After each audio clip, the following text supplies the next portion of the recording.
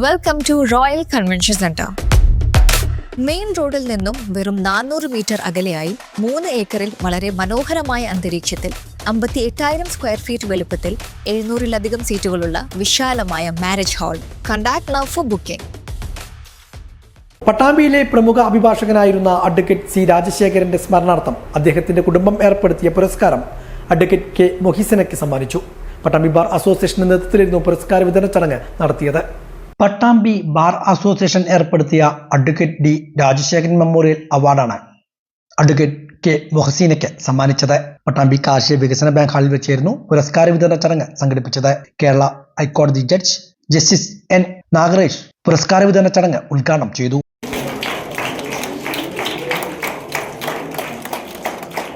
Second prize goes to Akhil Krishna.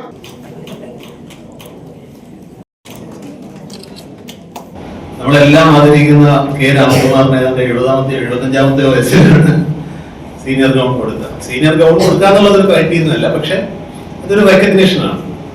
ഞാൻ പറഞ്ഞു വരുന്നത്, ഇതിനെപ്പറ്റി ഫുൾ കോർട്ടിലെ ജഡ്ജിമാരുടെ ഇടയിൽ ചർച്ച വന്ന സമയത്ത് എല്ലാവരും പറഞ്ഞ ഒരു കാര്യമാണ്, ഹൈക്കോടതിയിലെ പ്രഗത്ഭന്മാരായിട്ടുള്ള സിവിൽ ക്രിമിനൽ അഭിഭാഷകർ, ഹൈക്കോടതിയിൽ സിവിലും ക്രിമിനലും മാത്രമല്ല, ഹൈക്കോടതിയിൽ കൂടുതലും റിട്ടുകളാണ്, നിങ്ങൾക്കറിയായിരിക്കും.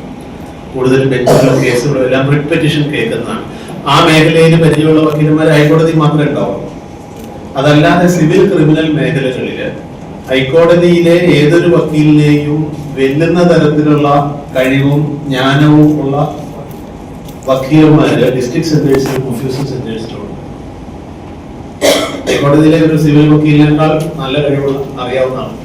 അപ്പൊ അങ്ങനെയുള്ള ആളുകൾക്കും ഈ സീനിയർ ഡെസിഗ്നേഷൻ കൊടുക്കണം എന്ന് ഒരു ചർച്ച വരികയുണ്ടായി. അതിപ്പറ്റി ഒരു ചർച്ചയുടെ ഘട്ടത്തിലാണ്, കൊടുക്കണം എന്നുള്ളതാണ് തത്വത്തിൽ അംഗീകരിച്ചിരിക്കുന്നത്.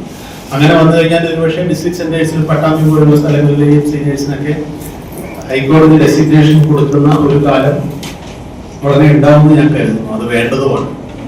Pattambi special court district judge Dinesh Madhavan Pillai അധ്യക്ഷനായിരുന്നു. Advocate T Ramanunni, advocate Krishnanunni, Pattambi munsiff magistrate court Neemanoor Muhammad, doctor Sreekumari, advocate Vidyadharan തുടങ്ങിയവരും പങ്കെടുത്ത് സംസാരിച്ചു.